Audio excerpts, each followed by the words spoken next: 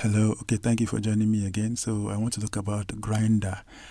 Grinder, if you don't know Grinder is a dating app for more like gays, homosexuals, and things like that. It's not the normal thing that you know. So, but the main thing I want to talk about I want to talk about that app right now is the fact that a current statement or kind of news about it came online, which is the fact that the countries that are using that app in large quantity, is actually something that has gotten people talking about it. You know, the fact that Nigeria ranked as number three, which is the third largest user of the app, and this is kind of alarming to know that Nigeria is actually high in that profile. I mean, we have countries like Morocco, and then we have countries like India and places like that that are also very high in the ranking. But Nigeria is third in the ranking. And this is kind of scary to know that Nigeria, that even the Nigerian law is against that. Nigeria doesn't support gay or gay right, LGBT or whatever thing you call it. Nigeria don't support that. And they haven't passed a bill that can actually jail you for a lot of years, maybe 14 years or something like that, if you get caught in the act. So it is not allowed in Nigeria. But to see that an app like that is showing, a lot of metrics that Nigerians are using it is to tell you that sometimes when things are banned, when things are not accepted, when things are kept in secret, when things are not allowed, when things are ruled against, that is when people want to actually know much more about it. And that is what is happening right now because a lot of folks are into it now. And it's scary because seeing that kind of numbers, you know that this is not just tens, this is hundreds, thousands, and maybe even millions that are actually gaze or maybe having interest or maybe exploring in that direction, which is kind of scary, like I've said before, to know that Nigeria is ranking high in that level. So you can imagine the level of pressure that will be on people in government or in parliament to actually make those changes. Because to tell you the truth, I won't be surprised if tomorrow someone eventually gets into government that is actually practicing those things and eventually will get to overturn those rulings. It's possible. Because with this number that we are seeing right now, somehow, some way, and when one of those people is going to get into power, is going to get into politics, and they are going to influence some of these things, and eventually it's going to overturn. But the risky or the kind of scary part about all these things is that if that continues to go the way it is going, how will the country survive? How will the human race survive? Because if those are actually in that direction, how do you expect to populate? Because if love is not involving a male and a female, then how do pregnancy happen? I know people we talk about adopting a child, but who gave birth to that child you are adopting?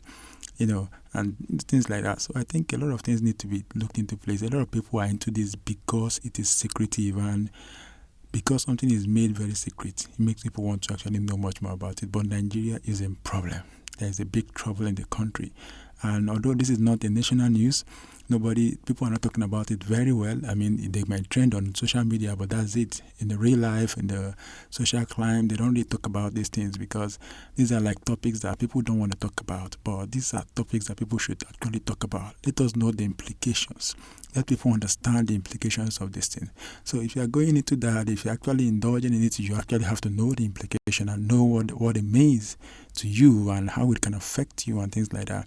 Of course, a lot of people do it. We see it online these days, and gradually movies are beginning to promote this.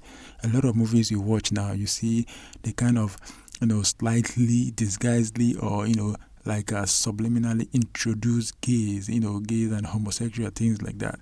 And this is gradually sinking into people to normalize it, to know that, okay, this is actually happening and they shouldn't actually see it as anything negative or evil, but that it is out there and it's happening. So, well, people have the right to choose what they want to choose, but if you're also choosing, you should also have a wider picture, a bigger picture of how it affects the community and how it affects the population and how it affects every other person around you.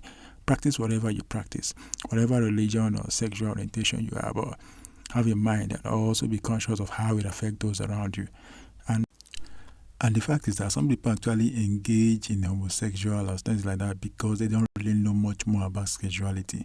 They weren't informed or educated at their earlier age. And I think this should be incorporated very much more in schools and your parents and things like that to talk to their kids more when they are much younger, to understand the extent and what is involved in sexuality and how to actually act towards others, to learn these things at a very early age so that they will not be ashamed of it, so that they will not be confused, so that they will not feel it is complicated when they start experiencing some things. Because a lot of people that actually become gays or lesbians and things like that are actually people that did not have prior experience of what a normal union should be or what normal relationship should be. So eventually they get caught up in a tight corner, hiding, and then experiencing, having some feelings, having some body changes, hormonal influence, and they don't know who to talk to, they don't know how to express it. But eventually they get to meet someone else that is also going through the same thing, and it strikes, and try to explore, to find reason why these things are happening, and that is it. And then some people also get lured into it. Some people get forced into it.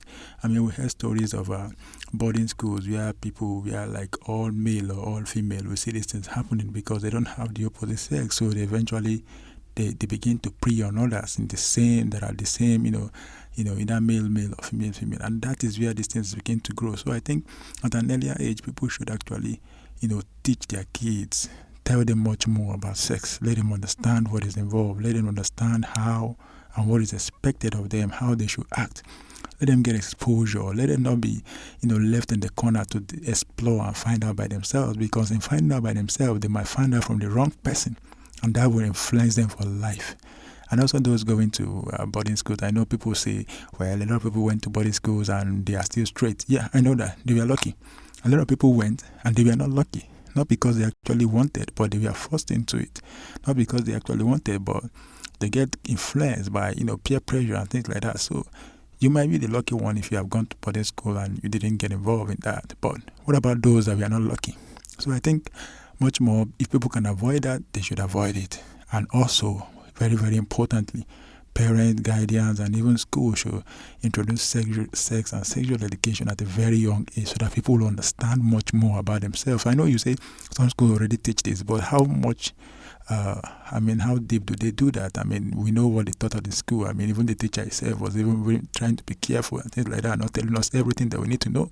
So eventually you get to explore and find out these things by yourself, and you get to learn from others. And those you are learning from, which is your peer, might also not even know much more about what they should know. So eventually you get misled, and the wrong information you get stays with you, and that affects the decisions you make, and eventually turning you into something that maybe you shouldn't have been in the first place. So that's what I have to say about this. Thank you for listening. I'll see you in the next one.